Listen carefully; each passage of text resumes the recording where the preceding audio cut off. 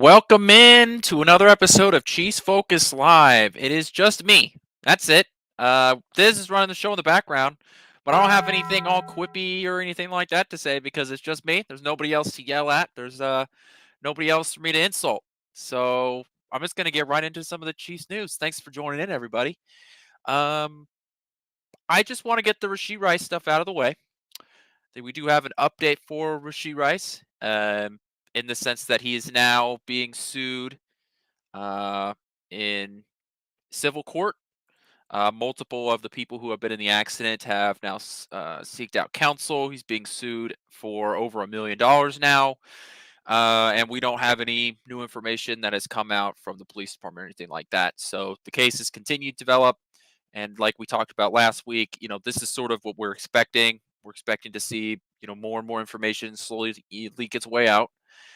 But this is going to be a process that's just going to be pretty slow. And unfortunately, when during the slow news time of the NFL, Rasheed Rice is going to take over the news because he's on a high-profile team playing for the best quarterback in the NFL, and this is just the sort of information that's going to slowly eke its way out, and it'll be like that after the draft as well. Speaking of Rice and the wide receiver group, Andy Reid held his first press conference since, well, I think that's the first time he spoke to the media since after the Super Bowl. So let's just jump right into what he had to say. He had something to say about Hollywood Brown that I found was very interesting. I think it shows that he is going to be more versatile in the offense than I think we initially gave him credit for. So I think we have the audio for that. So Thiz, if you want to run the audio for. Yeah, so Hollywood Brown is a good speed receiver. Excuse me. He can play inside or outside. And I stay away from saying a deep threat, although he can do that. He can play within the offense and do all of the different routes that we ask. So he's a nice addition, and he's got some experience and production. So all of that there, I think keys into a couple of different things. One, I think that with him saying that he doesn't want to key him in as just being a deep threat, I think that means that he's going to work a lot in the slot. What does that mean for Kansas City? Well, I think that means a couple of things, that you're going to see him on the field and not just used like MVS was, right? We didn't see MVS line up in the middle of the field. We only saw him really line up outside, and to my knowledge and to my recollection, there's not a lot of routes that MVS was out there running other than deep posts, deep fades, and deep streak routes, right? That was really all that we saw, which was fine because when he was originally brought in here from the Packers to come and play in Kansas City, that was his role in the offense. He was supposed to stretch the field and be that down the field threat. And when Hollywood Brown was signed here, the immediate thought was, okay, you're replacing that deep down the field threat. Well, Andy Reid's press conference sort of puts that whole idea on its head because he's bringing up the fact that he's a guy that we can put in the slot. He's a guy that we can run in the middle of the field. This makes me think that Kansas City is going to try and utilize him in all sorts of different kinds of route combinations, including having him run over the middle of the field. So I think that's interesting. What that also means is that they are going to, when he's over playing the slot in the middle of the field, they need somebody that's going to have to play outside. Who is that going to be? I think that leads into a deeper conversation of, well, you could easily make the argument that it's somebody that they're going to look for in the draft, and we'll get to that here in a minute. I think that also means that maybe they're looking to use Kadarius Toney on the outside. I think I've made my opinion very clear about Kadarius Toney. I think that last year was really his shot to be a big impact on this team, and for whatever reason, it didn't seem to work out that way. But if you're still riding the Kadarius Toney train, this is a good opportunity to continue to parade your way around and talk about how he could be impactful in the 2025 season. I also think that there's a chance that if they're going to use Hollywood Brown over the middle of the field, that this gives them an excuse, gives them a reason, gives them a purpose to bring back McCole Hardman. Now, we know McCole Hardman is still out there as a free agent, and he was acquired last year in a trade with the Jets and wasn't used really at all in New York. But as soon as he came back here, he was an impactful player on the field, including having the last touchdown pass of the 2023-2024 season caught by him. So if Kansas City is going to use Brown over the middle, you have that outside spot opened up. Why not bring in your guy that you have made multiple attempts now to bring into your system the first time and then bring him back? You're heading into, the Rice situation where the odds are he's probably going to be suspended. Have an opportunity to bring in McCole Hardman, who you can have run some of those deep routes, simplify, what you need him to focus on this offseason. And for at least part of the season, you could use Hollywood Brown in multiple ways and still be productive in the offense without skipping a beat because you're using a McCole Hardman in sort of that deep role. Maybe I'm stretching it. Maybe I'm stretching at straws here. I'm grasping for straws here. There's not a ton of information out there that this is the moves that Kansas City is looking for, but these tweaks around the edges is what Kansas City has to do, in order to, you know, continue to use Hollywood Brown like that, right? If your goal is to not just use him as a deep threat like that, then you're going to need to fill some of these other spots. And that was just a thought that occurred to me earlier today that maybe this is how you end up bringing back a McCole Hardman if you end up bringing him back, because it's not like he's going to be that expensive. Because if it was going to be expensive, another team would have signed him earlier in the offseason, and he wouldn't be looking to come back to Kansas City. So there is another audio clip. It's kind of long, so we aren't going to play it. But the gist of it is that Andy Reid talked about how there's going to be a competition at left tackle. Now, I think this also has a couple of meanings for Kansas City. One, Andy Reid is not really upfront about a lot of that stuff early on, especially when the only left tackle on your roster is Wanye Morris. So this to me means that Kansas City is looking to acquire another left tackle, which maybe in the back of your head you're saying, yeah, duh, they only have one on the roster. Well, I think it means that there are two options available to Kansas City right now. And I think their goal is to draft one in, the draft. And that's interesting to me because beforehand, I was kind of wishy-washy on what their plan was going to be moving forward at left tackle. I figured that Donovan Smith was still on the board and that if there's a guy available in the third or fourth round, that they like, that they'd been following, that's a player that they would be looking at moving in, having a competition at left tackle with Wanya Morris and seeing what you got there. The fact that they are moving, I still think to a certain extent that that's the plan. I don't think that Kansas City is going to be drafting a tackle in the first round. And I think that's just because the value to me isn't there, right? When you're looking at the 32nd spot, you only have 20-ish players that are quote unquote first round grades, right? So when you're looking to draft a guy at 32, if you're a tackle and you're not a first round grade, then you have, significant flaws in your game, which is why, it's fine. Kansas City has gotten all sorts of guys to play tackle for them that have had flaws in their game. And so it's not necessarily a bad thing. I just think that the value, I just don't think is going to be there. And so whoever Kansas City ends up drafting a tackle, I think that they are probably just going to be a guy that ends up coming in the third round, the second or third round. So having that competition at left tackle at least shows me a little bit that they do trust Wanye Morris to a certain extent. That if they have to truck out there with Wanye Morris, that they do trust him moving forward. And I do think that that's a big deal because you don't necessarily have to bring back Donovan Smith. And I know that Donovan Smith was very good for this offense last year. He was a guy that, outside of one hiccup in an injury and a couple of penalties, for the most part, Donovan Smith was a good tackle. I mean, he was a great pickup in the offseason. We spent a lot of time praising Brett Veach for what he did with Drew Tranquil and some of the other offseason moves that he made, those moves around the edges that sort of tighten up a roster. Donovan Smith I don't think we've given him enough credit and this coaching staff enough credit for bringing in an older guy, for coming in and being a successful tackle on a roster that had to go up against some of the better pass rusher duos in the NFL last year, and Donovan Smith was just fine. And that's what you need in Kansas City is a guy to step in and to be an anchor and to not cause you problems. Because Kansas City is spending a lot of money on that offensive line, and it's not going towards the left tackle position. It's going towards your guard, your left guard. It's going towards your right tackle, and your other two guys are on rookie contracts. So what are you going to do at that left tackle position?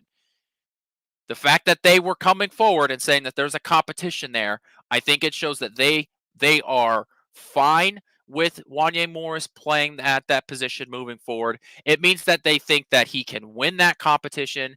I don't think that if, Wanye Morris is completely out of the question, I don't know if you answer it that way, but Kansas City's going to be making a move at left tackle. We know the draft is, a week from Thursday. So it'll be interesting to see when Kansas City makes a move at left tackle, but that's a move that Kansas City is going to be making, courtesy of basically Andy Reid straight coming out and saying that Kansas City is going to obtain a left tackle. All right, let's get into a 7-round mock. Thiz asked me to do a 7-round mock, and so I put one together. I've got 7 players. All of them I like for different reasons. A couple of them we've already talked about before, but they fell to me on the board, so I drafted them, and we can go ahead and I'll talk about each of these guys. As not to beat a dead horse, some of the guys I won't talk about all that much, but I do think that there are a couple of interesting ones on there, and then we will. I will talk about the final topic for today's show, which I want to get into Nick Bolton and what I think of his contract that I think is coming up. So, with all that being said, Thiz, why don't you run the mock draft for me?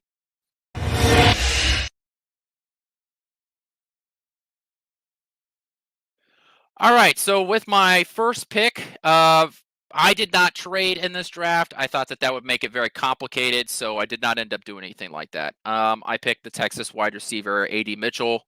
Um, he was one of the first guys I think that I previewed like early on in this. Take care of the football down here. We're going to throw it on first down. They launch it one-on-one. Going up to make the catches.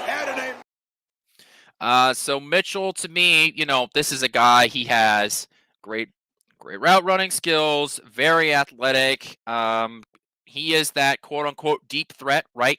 So if Kansas City is going to look to draft him and move Hollywood inside, then I think that is a dangerous offense that Kansas City could move forward. So, look, there's really not a ton more that I could say at this point. If you're paying attention to, who's potentially going to be drafted in the first round by Kansas City, Mitchell is probably the most mocked wide receiver, most mocked just guy to go to Kansas City in. So it's not a big surprise when you see that. He had the least amount of drops in all of college football last year. I mean, it's pretty good. That's pretty much it. That's all I got to say. That's my deep analysis on Mitchell, is that he's pretty good. Second round pick, I went and I drafted Chris Jenkins, the defensive tackle out of Michigan. This is a guy that I know that I talked about early on in the process. This is a guy that I think anybody, when Millen under duress and sacked, brought down at the 41. And when we were uncertain about the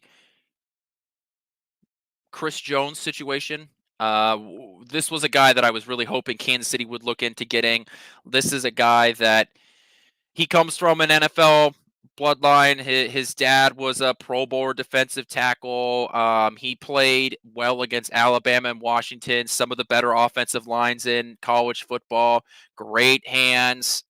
Is able to move up, get up in the quarterback's face, like we just saw in that replay. Right, we just saw him use his burst, use his power to get up into the quarterback's face. So this is a guy that has some serious, you know, pass rush moves as a defensive tackle. And just because Varner out with a foot injury. And here's the run. Not a lot of room. As a matter of fact, Michigan defense swarming. Chris Jenkins leads the way. That's a loss of 3. See, we're in Kansas City. We're used to defensive tackles having pass rush. That's not the norm, right? There's only 2, 3, 4 guys in the NFL that can be considered pass rushers from the defensive tackle spot. And even though Chris Jones is back on this team, I am 100% on play for continuing to go and drafting guys that can put pressure up the middle.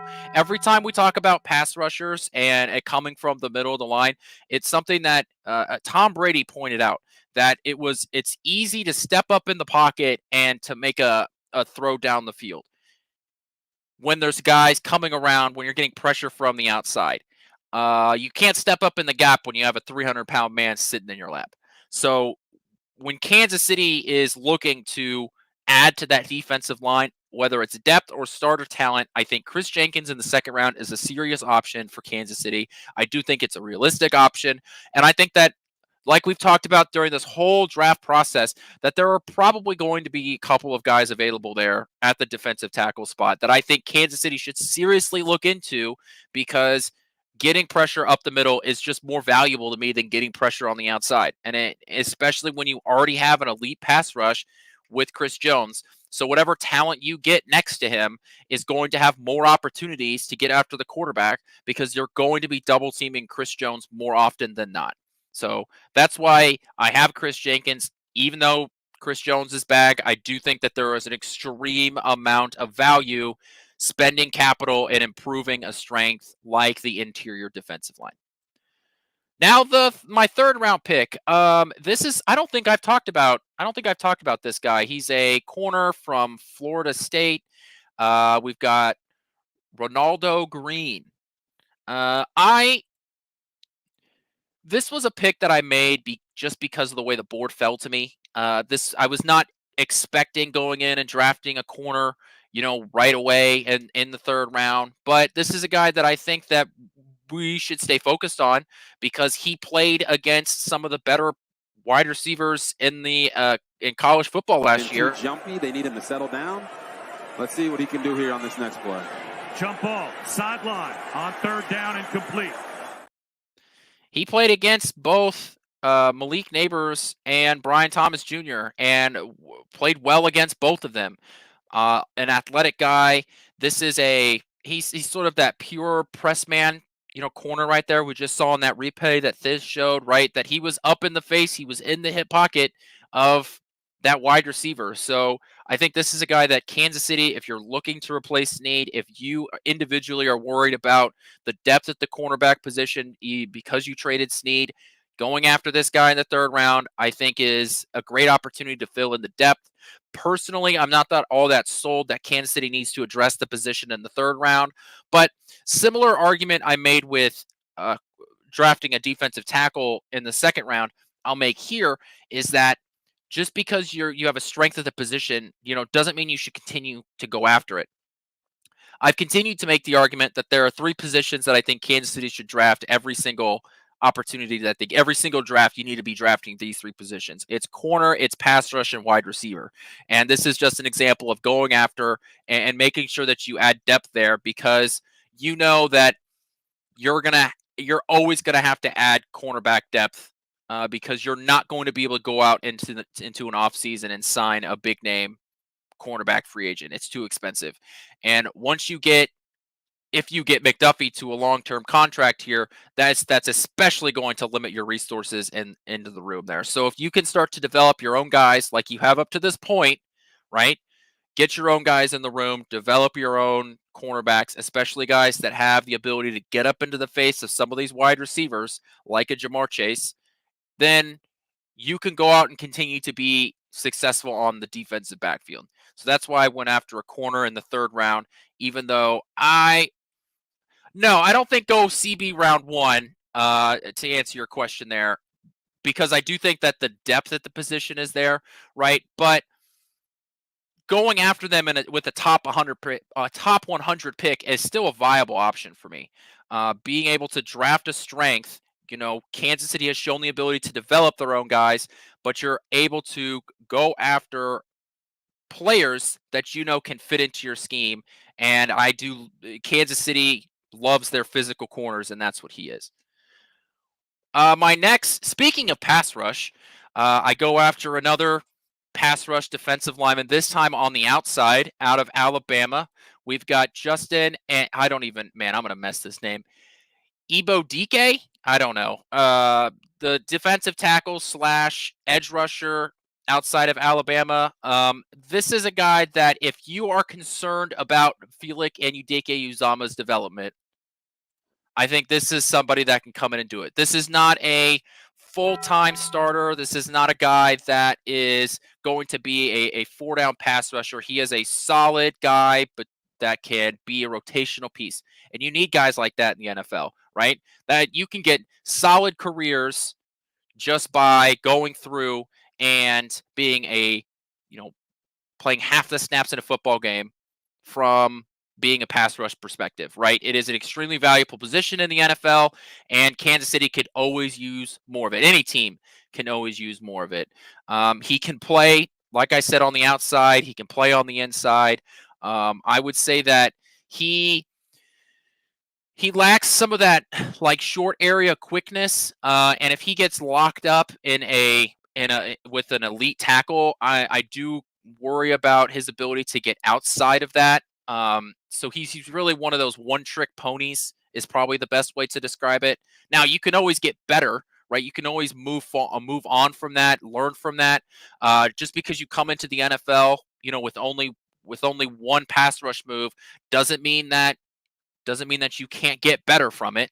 But if you're worried about what FAU offers, and the only people that know what he has is inside the Chiefs' room right now, then going in and getting another pass rush, someone that can play all around the field, to me is a great spot, especially when you're talking, in the fourth round. Now you're moving out of those, top 100 picks, right? When you start to get into the fourth and fifth rounds, you have to become realistic with the expectations that you're getting from these guys. If we're being honest, top 100 picks, you're expecting them to be significant starters or significant contributors, I should say, within the first year of their NFL contract. Once you get past that top 100 round, right, the fourth round pick for Kansas City is 131. Any contribution that you get from these guys is kind of just plus money, because there's a reason why they've fallen so far back in the draft, and that's why I think that having a guy like that, all you're asking for is for him to be a pass rush guy when you need him to be, and that's just fine. And you would be happy. You would be happy with that from somebody with pick 131. My next pick here, this is another guy. I don't think we've talked about him. Maybe we have. It's the Notre Dame linebacker, J.B. Burton. This is a guy that Kansas City needs to replace its linebacking, right? We have made a point on this show to come out and say that one of the things that, from good team building perspective, one of the things that you can't do is go into a draft with a significant need. You can't go into the draft being like, we have to draft this one position in the first round because otherwise we are screwed. Kansas City has done a very good job by not pigeonholing themselves into drafting one position. However, with the loss of Willie Gay and with the loss of other guys, potentially moving forward, right? We know that at some point Nick Bolton is going to get a contract. Maybe it's this offseason from the Chiefs, maybe it's not. So you need to start to looking at opportunities for replacing him. Or this year, Kansas City had injuries in the linebacking room, right? Both Nick Bolton and Willie Gay at separate points during the year missed time. So you know that you need depth at that spot. This is an opportunity to sort of bring in that next guy and see what he has. He's a very athletic linebacker, right? He was a 3-year starter at Notre Dame, which is impressive. This is a guy that has, great. What's the phrase, that knack for the football? That's the phrase that people use, right? He's very good at finding the football. He always seems to be around the play. I would just say that he he doesn't have great angles, and sometimes he just doesn't seem to have the range as some of the other guys. So while he is a very good athlete, it does seem that when he misses his opportunity to get the tackle, it doesn't seem like he can catch up to it. So when he messes up, it's definitely more visible because he lacks that elite athleticism to go out and get him. But if you're out there, day 3 with him, Kansas City could use that opportunity to go and improve the linebacking core. I will say this, and your third, fourth linebackers are more important now than they were last year. And that's because of the new kickoff rules. So Kansas City needs to invest in those spots more because you're going to have more runbacks than you've had in years because of the new kickoff rules. I think you're going to want to have more linebackers and corners and safeties on your special teams than you will, fifth wide receiver type guys, because the NFL is encouraging more kickoffs now than they have in the last 10 years because of these new rule changes. So I think it's important to keep that in mind when you're talking about bringing guys in, especially in the late rounds, because you know that the contribution that they're going to give is going to specifically be from special teams. And that's why I think finding a linebacker, in the 5th round is an opportunity for Kansas City. All right, moving on to my next pick, which is Jalen Simpson. We've got an Auburn safety is what he's recognized as, but he played a lot of corner in college too. So this is an interesting situation that Kansas City finds us in, right? This is another guy that when I was going in the draft, I wasn't looking to find another defensive back. I wasn't looking at going and finding a safety for Kansas City to go in and replace. But when I came across his stuff, I didn't realize that he played a lot of corner and safety as well. And one of the things that made Snead and McDuffie and what made Chamari Connor stand out to Kansas City was the versatility around the NFL, or the versatility around the NFL football field, right? These guys played safety and corner all throughout college, and now you're having them in the NFL. And what do we know Spags loves to do? Spags loves guys that can play all around the field. Those positionless safeties, those positionless corners. You can play in the slot. You can play on the outside. You can play true, deep safety. You can play in the box, right? And I think that's what a Jalen Simpson brings to the table, is that because he's already played so many positions from a college football field, from Auburn, right? From like a NFL talented style defense, Kansas City can use an asset like that moving forward. You can always use guys like that. I'll move back to my point I just made about, needing guys in the kickoff game. You're going to need guys like that who can go and make tackles. One of the things that comes out of his, and Thiz just showed this on our replay there, is that he kind of has a knack for the football, right? He's kind of like I don't want to say like a Marcus Peters, because in Chiefs' minds that brings back, that has a negative connotation to it now. But in the sense that he's an aggressive corner safety guy, right? This is a guy that will take risks to go after the football. And one of the things that Kansas City's defense has struggled, I use very loosely.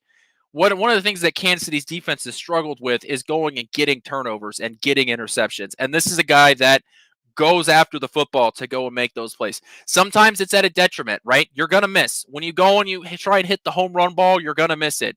But you can go and you can get some of those interceptions. And getting a turnover is the most valuable thing a defensive player can do, right? It's like hitting a home run in baseball. It's simply the fastest way for you to make an impact on the team right away. And getting turnovers is the best thing a defensive back can do. So if you're putting him out there and you're not expecting him to be, right, the main coverage guy, you're not expecting him to be, right, the guy with the green dot, as it were, right? Because you've got other players that are more experienced on the team. If you're telling him, hey, I just need you to play the back safety, I want you to play that robber role, I want you to just go and sort of cause havoc, and you're asking him to do that, I think that that's a perfect spot for him. We know that if you're moving Snead off this defense, we need somebody to turn into that, blitzing safety corner guy. Shamari Connor, I think, is going to take that role off just fine. But I think that moving in another young guy into that defensive backfield, a guy that's versatile, a guy that has different skill levels than what's available on this team right now, those are the kind of guys that you're looking to get. You want to diversify the guys that you have in terms of their skill set, so when you ask somebody to do something, you always have somebody available to do it. That's why I went out and I drafted him. I wasn't looking to draft him. He sort of just fell on the board when I was doing it. So I went and I snagged up the guy that has sort of that high floor, high ceiling kind of guy, right? The guy that can go out and just make big plays, even though that he may burn you a time or two throughout the season. My last pick, this is a guy that I think I talked about most recently. I know I talked about him because I gave my philosophy for drafting small college running backs, and JP thought it was ridiculous. So this is Isaiah Davis from South Dakota State, the Jackrabbits, with the final pick in the draft, pick number 221. I think I've made my point. To me, this makes complete sense to me. First of all, he's from Joplin. I don't know if you guys knew climbing that. up all the all-time charts. A pitch to Davis with Miller, the center, pulling out there, and here goes Davis down, and they're going to call him out. Isaiah Davis, to me, is just a great athlete. This is a guy that, when you're a running back, your production is based a lot of what the offensive line is capable of doing. It's what the offensive line, the holes that they can make, and where you're able to go from there. Now, obviously, players still have to go out and make plays, and that's why running backs are given the football. But if you're going to a big school, if you're from an Alabama or an Oklahoma or whatever big name school that you have, and you have 2,000 yards from scrimmage, well, yeah, it's because for a lot of these games, you have your offensive line is just so much more talented than the defensive line you're going up against. Of course, you're going to have these huge holes. Of course, you're going to be able. You can drive a truck through some of the holes that these offensive lines are providing for you. So, when you talk about the production that these running backs have, it is so offensive line driven that I don't even want to look at what the production for some of these elite college offenses are, because I know what a lot of it is driven by. So I want to look at some of the smaller schools, or not necessarily smaller schools, just schools that don't have the top tier offensive line talent, right? It's what I thought was so smart about going and drafting a guy like Purdue, in the 7th round. Why it's been so successful for Kansas City is because we saw that Isaiah Pacheco, the success that he had was driven by himself and not by the team around him. That's why I like going at Jackson Yankee motions in. Davis with plenty of room, trying to make a move at the 20. Does inside the 10. That's why I like a guy like Jackson Yankee.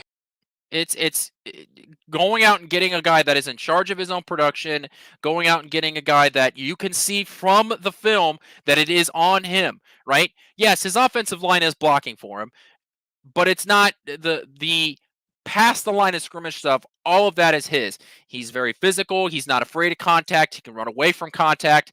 My only problem with him is simply that, he's got a lot of tread on the tires, but let's be honest, if you're a number one running back in any college offense, for the most part, you've got a lot of tread on the tires already. So I don't think that makes him unique. And you're not looking to draft a number one running back at this point, right? Isaiah Pacheco is your guy moving forward.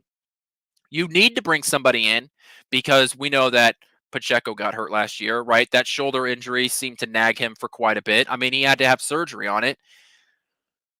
So this is a guy that I think that bringing in, you can have him as your change of pace back. I know they brought back Clyde, but using a 7th round pick to try and find that next, running back, I think is a great opportunity for Kansas City to go in. If you're spending a 7th round pick on a guy that will be your third running back on the roster. And even if he doesn't get a ton of carries this year, that's not a waste of a pick. If your 7th-round pick makes the roster and you're a good team and he makes the roster, it's a good pick. We got to make sure that we have our expectations, on the right level. Not every 7th-round pick is going to end up to be, a starter like an Isaiah Pacheco. But if anybody does, I think Isaiah Davis is the guy. My other thing about getting a running back in the room here is I'm not sure how much longer we can depend on Pacheco to be completely healthy. I brought up earlier that he had that shoulder injury. We know that he runs physical. It's one of the things that we all love about Isaiah Pacheco. We've got he needs to apologize to the ground when he runs because he's running so angry, right? That sort of mindset, that sort of running style, can lead to some other injuries. So sort of bringing in another running back to just helps ease the situation to where if there is something smaller on Isaiah Pacheco's plate, if he has an injury that, technically he could play through, but, why would you push it? Or maybe he hurts himself on a Sunday and the Chiefs have to play on a Thursday, with the quick turnaround. Don't push it. We've got Isaiah Davis in our back pocket. We know that he is a competent running back, so let's just come in and bring him with him. And the final thing I'll say about him is that they used him in the passing game. And I will die on the hill that one of the reasons that Clyde was not as successful as he could have been in the NFL is because he was not used in the passing game in his rookie year, and that part of his game never seemed to develop. So if you're going to bring in another guy, if you're going to bring in a running back that has experience outside the backfield in the receiving game, do it early. And let's get him involved in the offense at least a little bit early so we can see what he has out of that. And that'll wrap up the running back room. And I think you'd be happy if your 3 guys were Pacheco, Clyde, then you've got Isaiah Davis, and then I know Deneric Prince is still sitting on the roster. As he was on the practice squad all of last year. Maybe he makes a mark if Kansas City feels that they need to keep a 4th running back. But if that's your running back room moving forward, I think you should be very happy with it, and you should expect good level of production to come out of that room, especially if Clyde is going to play more the McKinnon role, and he's really just going to be used pass blocking a couple of runs, and that's it. And then you use your Isaiah Davis or whoever as an actual running back, to actually run the ball. So that's my 7-round mock. I'll say the biggest thing I'm missing from it is that I didn't draft an offensive lineman. I do think Kansas City drafts a tackle. If you missed earlier in the show when I talked about the competition at left tackle that Andy Reid brought up, I do think Kansas City uses a 3rd-round pick or sooner, a top 100 pick at a left tackle. I also think that Kansas City may be in the guard market as well because you need to you either need to pay Trey Smith or you need to move off of him. And if you're able to draft a guard, right, to replace Tooney or Smith, now is a pretty good time to do it. Kansas City's been very good about getting a year ahead of their problems. So I think Kansas City could also be in the guard market. I think everybody who's been a frequent watcher of the show, I'm a big Cooper Beebe fan out of K-State. When you see somebody pancake 2 guys in one play, you've sold me there.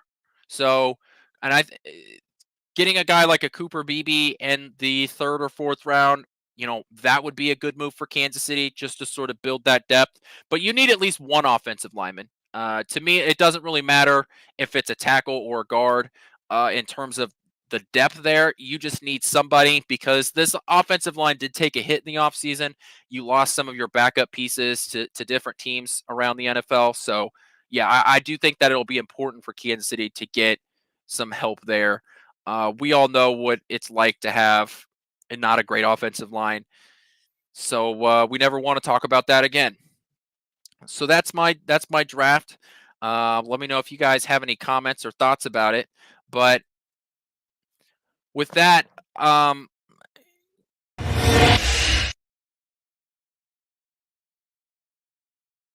the last thing that I want to talk about today, it actually sort of wraps up the whole draft conversation. Sort of just puts it in a nice little package. Is what you're going to do with Nick Bolton and Creed Humphrey. Next year, right, the 2025 offseason, both of these guys are going to be up for contracts. What are you going to do with them? And I bring that up because what you do during this draft is going to tell you what the Chiefs' plan for them moving forward is. Let's talk about Nick Bolton, right? I talked about how Kansas City may be looking to draft an interior middle linebacker, potentially to move off of Nick Bolton, right? We know they just signed Drew Tranquill to a longer deal, so they have their linebacker of the future there. If you look at their numbers and age, Nick Bolton and Patrick Queen are pretty comparable. I think that Nick Bolton has been a better linebacker, but for argument's sake, I think that they've been pretty comparable. Their tackle numbers are on the same pace, right? I bring up Patrick Queen because he signed a 3-year, $41 million contract with the Pittsburgh Steelers. And so it got me thinking, is that what Kansas City should be using as the benchmark for Nick Bolton? That comes out to about $13 million a year. It makes him the 4th highest paid linebacker, interior linebacker in the NFL. So it goes Roquan Smith at $20 million, Fred Warner at 19, Tremont Edmonds at 18. Then you got Patrick Queen at 13.6 at 4th overall. If Kansas City can get that 3-year, $41 million for Nick Bolton, I think that that's a number that you can live with. I think that's a number you can continue to build a team with, right? Because I don't want you to invest in a position like middle linebacker, and if you spend 18, 19, $20 million for a middle linebacker, I think that you're going to hurt yourself in the future because that deal will prevent you from making another more important, at a more valuable position on your defense, right? That's why that 3 years, $41 million, and inevitably some of that's funny money. It's not all fully guaranteed. Patrick Queen got $13.8 million guaranteed at signing with an $11 million signing bonus. So he's still got a pretty good chunk of change, but that Patrick Queen deal is really more of a 2-year deal that they can get out of in that 3rd year. So those are the kind of contracts that I think Kansas City might be looking to sign Nick Bolton to. If they draft a middle linebacker this year, I think that makes the case of keeping Nick Bolton even more difficult. So just keeping an eye out on what Kansas City does during this draft, I do think will tip the cards of what Kansas City is looking to do in the future, right? I made the argument all last offseason. I said that the Chamari Connor pick was a sign that Kansas City was not going to re-sign Snead, right?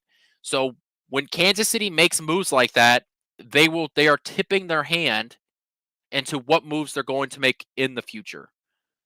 Which makes me move on to Creed Humphrey and Trey Smith. If Kansas City drafts a guard, and not a project guard, I mean a guard that Kansas City can, basically plug and play now, then I think that Kansas City will be moving on from either Trey Smith or maybe they'll be looking to move on from Tooney, just to get out of that big contract. If Kansas City is drafting a center, then you can basically kiss Creed Humphrey goodbye, right? Because all of these guys are coming up in contracts, and you just need to make sure that you're preventing yourself from being in the situation to where you feel like you have to sign a guy to a long-term deal, even if you aren't fully convinced that the money there is going to be worth it. For the record, though, I do think that they keep Creed Humphrey because top center market money is not all that much. And so even if you quote unquote overpay for your center, you're not really spending that much money at the position. And so I think it's fine. And you can afford to pay top center money and try and cut salary, when inevitably Joe Tooney gets off of his $20 million a year contract. So those are I think Creed Humphrey is here. The Nick Bolton one is very interesting to me. If Kansas City doesn't spend a higher pick, on an inside linebacker, I'm definitely feeling that you can convince me that he's going to be here long term. If Kansas City drafts an inside linebacker, I might start the Nick Bolton is gone bandwagon. We might be starting that up, but we'll just have to see when that comes around. So that's my 7-round mock. 10 days before the draft starts. That's all that I have for you guys today. There's not a ton of actual news coming out other than the Rice stuff that I covered earlier. I'll be back on Thursday. I know that I'll be back on Thursday. I think Caleb will be back, and I'm not sure about JP. But at the very least, you got a show with me, the guy that is right more often than not. So, hope you enjoyed it. Thanks for watching. If you are watching on any other platform other than YouTube, if you could go and subscribe to our YouTube page so we could bump up those algorithm numbers, that would be fantastic. For now, this is our Tuesday show. We will see you back on Thursday.